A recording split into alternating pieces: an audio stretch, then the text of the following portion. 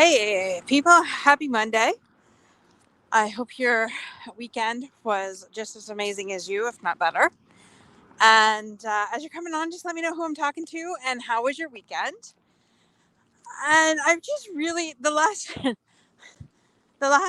month, I've just been getting um, different dad loads at different times, and it just comes right at the right minute. You know, when you're in the middle of a shit storm or in the middle of doing things that you really don't want to do or that you feel uncomfortable with, it's when the lesson appears, right? And if you're open to it, if you're not open to it, then you're not going to. And this past weekend, I went back to my mom's and got some stuff that I had promised the homeless shelter in Windsor, where I live, some clothes, and they had put an SOS out that they were in desperate need of men's uh, coats, boots, hoodies, things like that. So I'm like, okay, well, I know there's a bunch at my mom's. We went through it a couple weeks ago. And so as I'm putting it into the Jeep, I realize, you know, we can live our lives every day for either ourselves or for other people. Hey, good morning, Susan. Um, we try and do what's best, and we try and people please everybody. And at the end of the day, after it's all said and done, the only thing that's left are the memories that you have and the ashes that you leave behind. And, you know, my mom's like, okay, who wants this? Who wants that? Who wants this? And at the end of the day, like, to me, I kept a couple of his hoodies and his favorite sweater that I had bought him that has seen way better days, but um, to me, it's comfort, right? And and then I thought, okay, well, just imagine.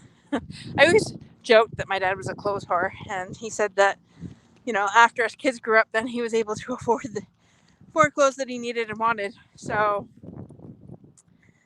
that's right, we don't take it with us. And so, in getting rid of all his clothes, I'm thinking, well, at least it's going to help other people, right?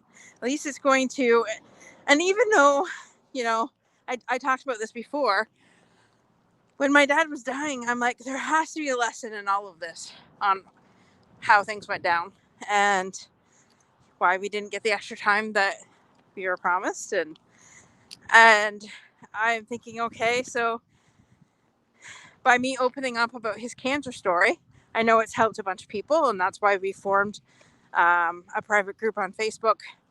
It's basically just a Facebook group, a support group to help people that are either going through cancer, have survived cancer, or family members that have had somebody pass away.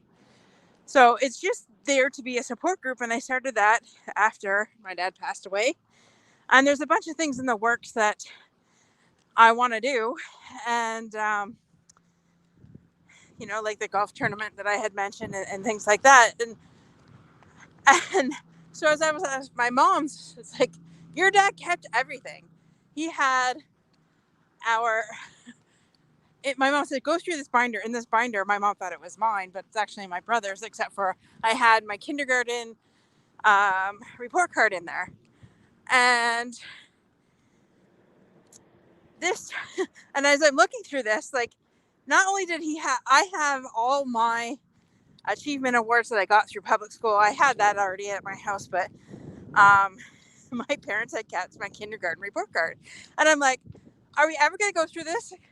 Could you imagine showing up at your employer's with your CV and you have all of this stuff? Um, you have all of your report cards going back to kindergarten. Like, that doesn't happen. But my dad kept all those.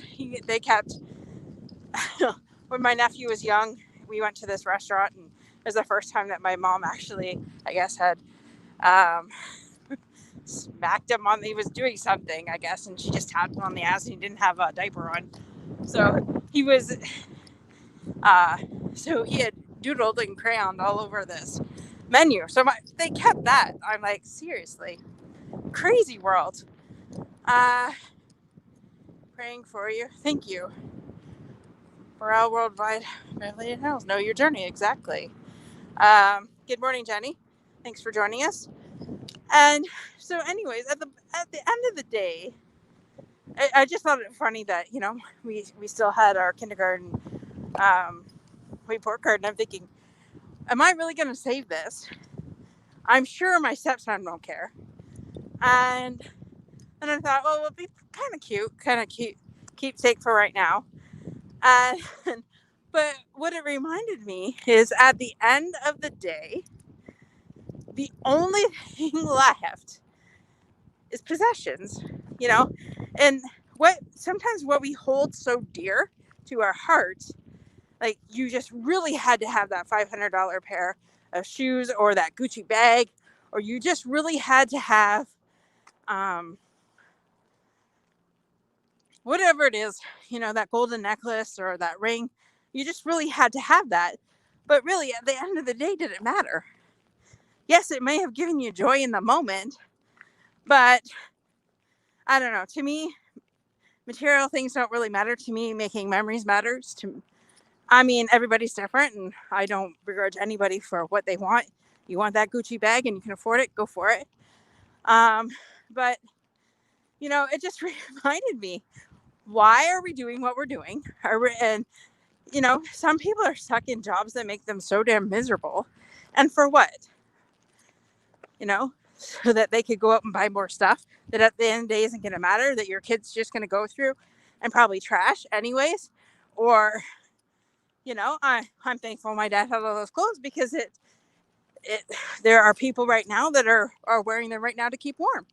And but I think we have to put things into perspective, I guess, is what this other lesson has taught me. We can live our lives for other people, to please them and whatever. And at the end of the day, you really find out who your friends truly are. And us going through this transition period, there really are, my mom's like, well, I guess I really know who my true friends are. And because there have been somebody that have never come back. From the day that my dad passed away, which is almost a month and a half, I guess, there are people in our lives that have never come back. And Susan says, going through stuff now, right? As we get older, realizing that what's really important. And exactly. And what's really important to me is making memories and building friendships. And I have to say, I have really had, I'm truly blessed. I really have an amazing group of ladies in my life right now that have been there through my entire journey, that have been there, when we got the message that, my dad had cancer again, and from that moment forward have been there with that journey. And it's just like, it's been one thing after another. And I said this, since June, my family has gone through copious amounts of things. And I'm thinking, I was listening to this Audible book this morning called Ask and It Is Given. And I'm thinking, okay, I've asked and asked and asked and asked and asked for different things. Why is it not coming? And just in the being, I got that message hammered into my head, and I've heard it several times, but I didn't, I guess, really know what that meant. And when you're in your meditative state, that's exactly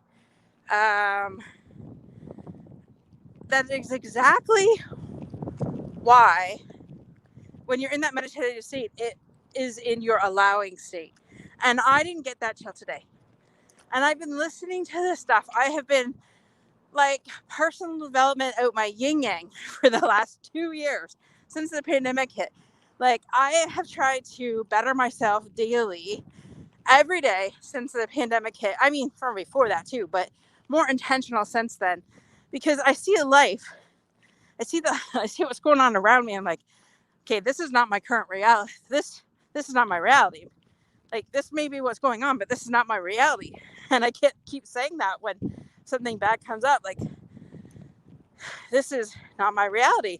And so I encourage you that if you're frustrated and you're upset and you're angry, because things aren't going your way. Go sit in your prayer closet if you have one. Go sit in a quiet space if you don't have a prayer closet. Lock the bedroom door. If the kids come running after you, tell them that mommy needs a 10-minute break or daddy needs a 10-minute break, and go sit in peace and quiet. Any thought that comes through, just allow it to pass. Allow it to pass. And friend, your life is going to change. And it's funny how everything clicks when the student is ready, the teacher will appear. I've heard that so many times in my lifetime, and especially in the last 10 years, as I've gotten healing over, the relationships I've been in and things like that. It is so true. And I hope this helps somebody today.